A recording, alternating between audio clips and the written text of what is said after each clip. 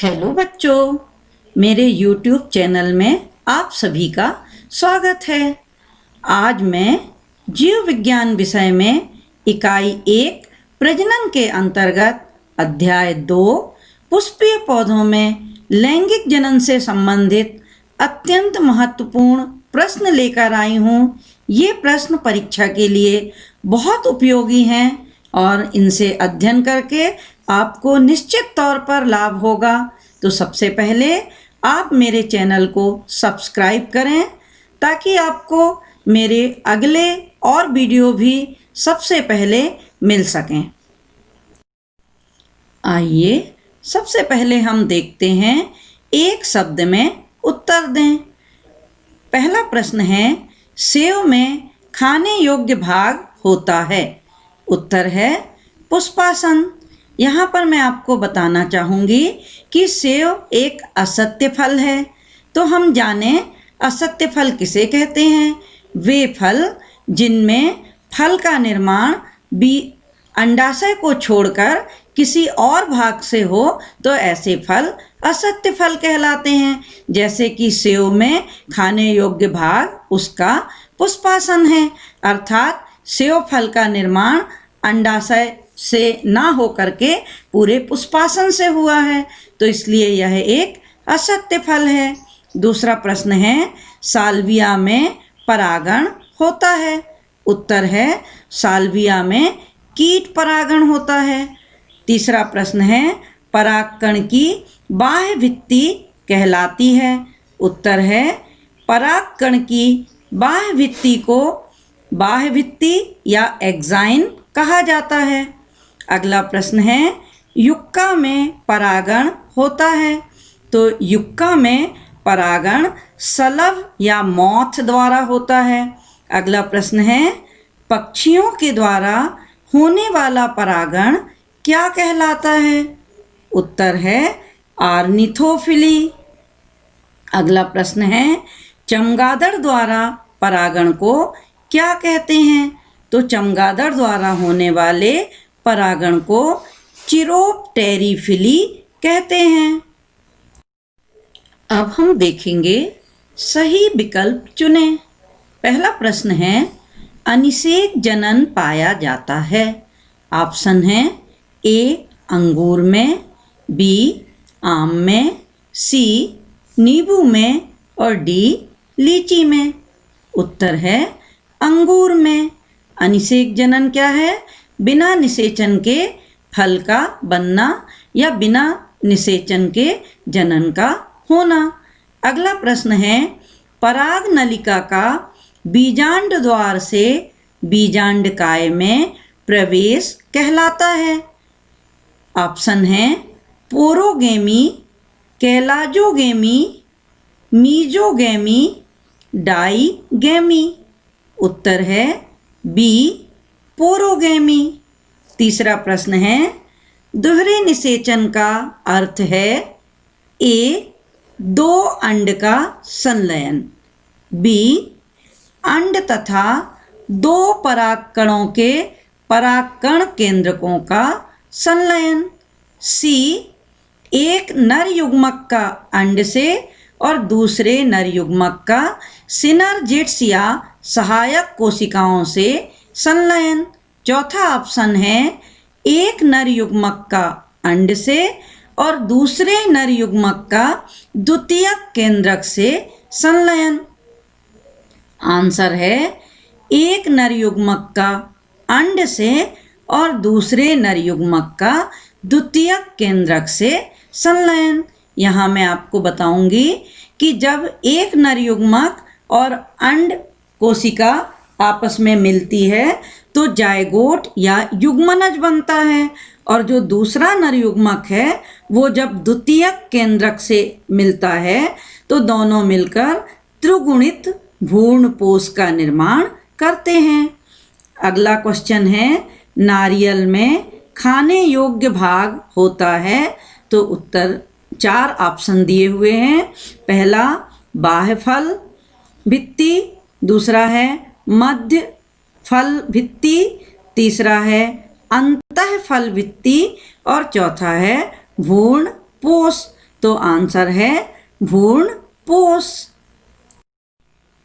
अगला प्रश्न है, परागकण की बाहरी भित्ति किस पदार्थ से बनी होती है? ए प्रोटीन से, बी कार्बोहाइड्रेट, सी स्पोरोलिन और डी काइटिन। आंसर है स्पोरोलिन। अगला प्रश्न है, परागकण की आंतरिक भित्ति किस पदार्थ से बनी होती है? ऑप्शन है ए प्रोटीन, बी कार्बोहाइड्रेट, सी सेलुलोज तथा पेक्टिन से और डी सेल्यूलोज तथा काइटिन से। उत्तर है सेल्यूलोज तथा पेक्टिन से। प्रश्न 7वां है, नर युग्मोद्भिद का विकास कहाँ होता है? ऑप्शन है गुरु बीजाणु में, लघु बीजाणु में, सी दोनों में, डी इनमें से कोई नहीं। आंसर है लघु बीजाणु में। अगला प्रश्न है, मादा युग्मोद्भिद का विकास कहाँ होता है? ऑप्शन है गुरु बीजाणु में, लघु बीजाणु में, दोनों में और इनमें से कोई नहीं। उत्तर है गुरु बीजाणु में। प्रश्न नंबर 9 है, टेपिटम का प्रमुख कार्य है ए जनन, बी सुरक्षा, सी पोषण और डी ये सभी। उत्तर है टेपिटम का मुख्य कार्य पोषण है। अगला प्रश्न अति लघुत्तरीय प्रश्न। प्रश्न है, अभ्रूणपोषी बीज क्या है? उत्तर, ऐसे बीज जिनमें भ्रूणपोष का अभाव होता है अभ्रूणपोषी बीज कहलाते हैं। इन बीजों में संचित भोज्य पदार्थ बीज पत्रों के अंदर पाया जाता है। अगला प्रश्न, निम्न की परिभाषा लिखें। ए असंग जनन, बी बहुभ्रूणता। उत्तर, सबसे पहले हम देखें असंग जनन क्या है। जब युग्मकों के संलयन के बिना ही नई संतति का विकास हो जाए तो इसे असंग जनन या एपोमिक्सिंग कहते हैं। अगला बहुभ्रूणता क्या है? कुछ आवृत बीजी अपने बीज में एक से अधिक भ्रूण उत्पन्न करते हैं। इस परिघटना को ही बहुभ्रूणता कहा जाता है। प्रश्न नंबर 3, उन्मील परागकणी पुष्पों से क्या तात्पर्य है? क्या अउन्मील पुष्पों में पर परागण संपन्न होता है? उत्तर है उन्मील परागकणी पुष्प वह हैं जिनके परागकोश और वर्तिका अनावृत होते हैं, लेकिन अउन्मील परागकणी पुष्प कभी भी अनावृत नहीं होते। इसका अर्थ है कि जो अउन्मील परागकणी पुष्प हैं वो बंद होते हैं, अर्थात उनके परागकोश और वर्तिका अनावृत नहीं होते। इन पुष्पों में परागकोश और वर्तिका एक दूसरे के बिल्कुल नज़दीक स्थित होते हैं और इनमें हमेशा स्वपरागण ही होता है। क्या कारण है स्वपरागण होने का? जैसा कि मैंने आपको अभी बताया, एक तो इनमें परागकोश और वर्तिका एक दूसरे के बिल्कुल नज़दीक हैं और दूसरा ये पुष्प कभी भी अनावृत नहीं होते, यानी इनके परागकोश और वर्तिका ढके हुए होते हैं या ये पुष्प बंद होते हैं और इसी कारण इनमें हमेशा स्वपरागण होता है। क्योंकि अउन्मील परागकणी पुष्प कभी ना खिलने वाले पुष्प हैं, इसलिए इनमें परपरागण तो हो ही नहीं सकता, केवल स्वपरागण ही होता है। प्रश्न क्रमांक 4, लघु बीजाणुधानी एवं गुरु बीजाणुधानी में अंतर लिखिए। आइए देखें इनमें क्या अंतर है। पहला, लघु बीजाणुधानी, यह पुंकेसर के परागकोश या एंथर में विकसित होती है। परागकोश के चारों कोनों पर इनका विकास होता है। गुरु बीजाणुधानी, यह अंडाशय के अंदर एक संपूर्ण बीजांड एक गुरु बीजाणुधानी कहलाता है। दूसरा, लघु बीजाणुधानी बाह्य स्तर, मध्य स्तर, अंतः स्तर तथा टेपिटम से घिरी होती है। गुरु बीजाणुधानी, यह बाह्य स्तर और अंतः आवरण से घिरा होता है, यानी जो बीजांड है वह बाह्य और अंतः अध्यावरण या एक्सटर्नल और इंटरनल इंटेग्यूमेंट से घिरा होता है। तीसरा अंतर है, लघु बीजाणु मात्र कोशिकाओं में अर्धसूत्री विभाजन के द्वारा परागकण बनते हैं, जबकि गुरु बीजाणुधानी में गुरु बीजाणु मात्र कोशिका में अर्धसूत्री विभाजन से 4 गुरु बीजाणु बनते हैं और अंत में एक गुरु बीजाणु ही सक्रिय होता है जो मादा युग्मोद्भिद का विकास करता है। तो इस तरह से हमने इनमें अंतर देखा। प्रश्न 5 है, एक प्रारूपिक बीजांड के विभिन्न भागों का विवरण दिखाते हुए स्पष्ट नामांकित चित्र बनाइए। तो आप देख रहे हैं, बीजांड को ही गुरु बीजाणुधानी भी कहा जाता है, क्योंकि इसी के अंदर मादा युग्मक या गुरु बीजाणु या मेगा स्पोर स्थित होता है। बीजांड अंडाशय की दीवार से एक डंठल या वृंत द्वारा जुड़ा होता है। जो आपको इस चित्र में एक डंठल के जैसी रचना दिखाई दे रही है, उसे ही हम फ्यूनिकल या बीजांड वृंत कहते हैं। बीजांड वृंत जिस स्थान पर बीजांड के शरीर से जुड़ा होता है, वह स्थान नाभिका या हाइलम कहलाता है। यह भाग पतली भित्ति वाली कोशिकाओं से बना होता है। बीजांड चारों तरफ से द्विस्तरीय झिल्लियों से घिरा होता है। इन झिल्लियों को क्रमशः बाह्य अध्यावरण और अंतः अध्यावरण या आउटर इंटेग्यूमेंट और इनर इंटेग्यूमेंट के नाम से जाना जाता है। कुछ बीजांड में यह आवरण केवल एक स्तर का भी हो सकता है। ये आवरण बीजांड के बीजांड काय को पूरी तरह से नहीं ढकते हैं, बल्कि इनका कुछ भाग खुला हुआ होता है। आपको इस डायग्राम में सबसे नीचे की तरफ जो खुला हुआ भाग दिखाई दे रहा है, उसे बीजांड द्वार या माइक्रोपाइल कहा जाता है। बीजांड का आधारीय भाग, जहाँ से ये अध्यावरण या इंटेग्यूमेंट निकलते हैं, उसे हम चलेजा कहते हैं। तो ये बीजांड नीचे की तरफ झुका हुआ है, इसलिए आपको सबसे ऊपर चलेजा नाम का भाग दिखाई दे रहा है। अब इसमें हम देखें, जहाँ पर माइक्रोपाइल है वहीं आपको एक गोलाकार रचना दिख रही है। इस गोलाकार रचना जिसके अंदर 8 केंद्रक दिखाई दे रहे हैं, इस रचना को भ्रूण कोश या एम्ब्रियो सैक कहा जाता है। ये जो भ्रूण कोश या एम्ब्रियो सैक है, इसमें ऊपर की तरफ 3 कोशिकाएं एंटीपोडल कोशिकाएं या प्रतिमुखी कोशिकाएं कहलाती हैं।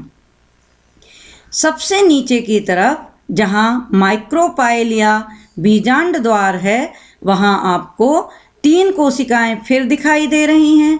इन कोशिकाओं को एक साथ एग एपरेटस कहते हैं। वैसे इनमें से 2 कोशिकाएं सिनर्जिड्स या सहायक कोशिकाएं कहलाती हैं और एक कोशिका जो बीच में स्थित है वह एग कोशिका या अंड कोशिका कहलाती है। यही अंड कोशिका एक नर युग्मक के साथ मिलकर युग्मनज या जायगोट बनाती है। फिर बीचों बीच दो पोलर न्यूक्लियाई या द्वितीयक नाभिक दिखाई दे रहे हैं। ये पोलर न्यूक्लियाई या द्वितीयक नाभिक दूसरे नर युग्मक के साथ मिलकर भ्रूणपोष या एंडोस्पर्म बनाते हैं। एंडोस्पर्म या भ्रूणपोष त्रिगुणित होता है क्योंकि यहाँ पर दो पोलर न्यूक्लियाई हैं और उनसे एक नर युग्मक आकर मिलता है, तो उसका स्ट्रक्चर कैसा होता है, वो त्रिगुणित संरचना होती है। तो इस तरह से आपने इस चित्र में एक प्रारूपिक बीजांड के विभिन्न भागों को देखा। एक बार आप फिर से देखें। सबसे आपको एक पतली व्रंत के जैसी रचना, जिसे हम फ्यूनिकल के नाम से जानते हैं। फ्यूनिकल के बाद जो मुख्य बॉडी है वह बॉडी दो आवरण से घिरी है। उन आवरण को इंटेग्यूमेंट या अध्यावरण कहते हैं। बीच में न्यूसेलस नाम की रचना है और न्यूसेलस के अंदर आपको भ्रूणकोश दिखाई दे रहा है। भ्रूणकोश में 8 कोशिकाएं हैं, जिनमें से 3 एंटीपोडल सेल या प्रतिमुखी कोशिकाएं, 2 बीच की पोलर न्यूक्लियाई और नीचे की तरफ 3 एग एपरेटस, जिसमें से 2 सहायक कोशिकाएं और 1 एग सेल है। तो इस तरह से ये एक हमने बीजांड का चित्र देखा। प्रश्न क्रमांक 6, दोहरा निषेचन किसे कहते हैं, महत्व सहित समझाइए। सभी आवृतबीजी पौधों में दोहरे निषेचन की क्रिया पाई जाती है। जैसा कि नाम से स्पष्ट है, दोहरा निषेचन अर्थात 2 बार निषेचन होना।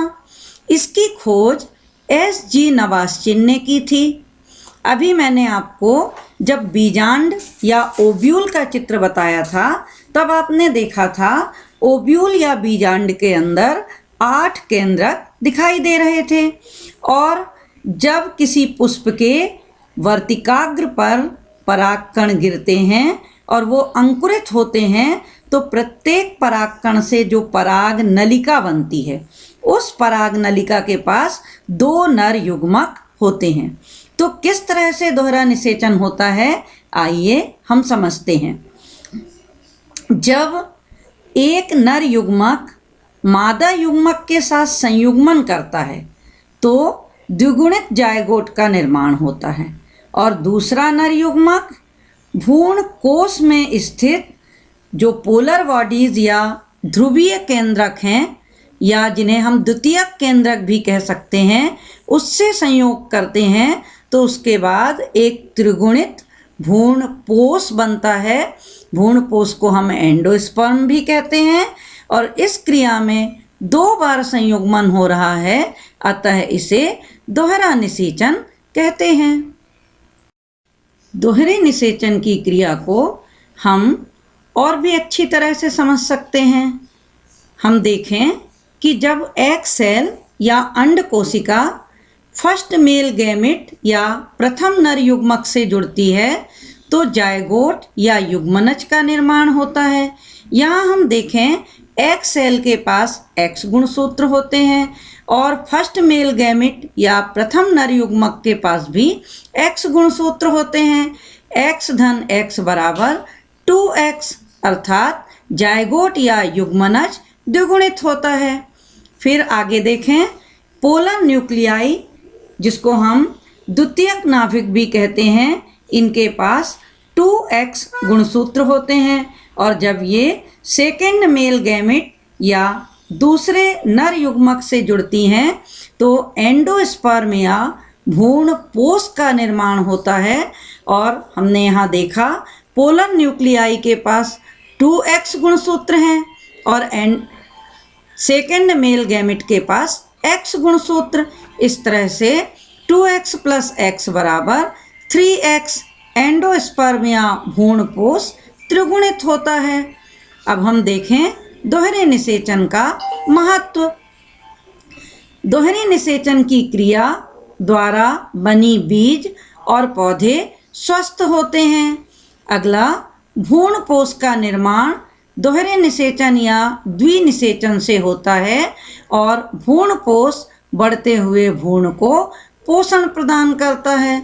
तो इस तरह आज हमने जाना कि दोहरा निषेचन क्या है और उसका क्या महत्व है। ये प्रश्न अक्सर परीक्षा में पूछा जाता है।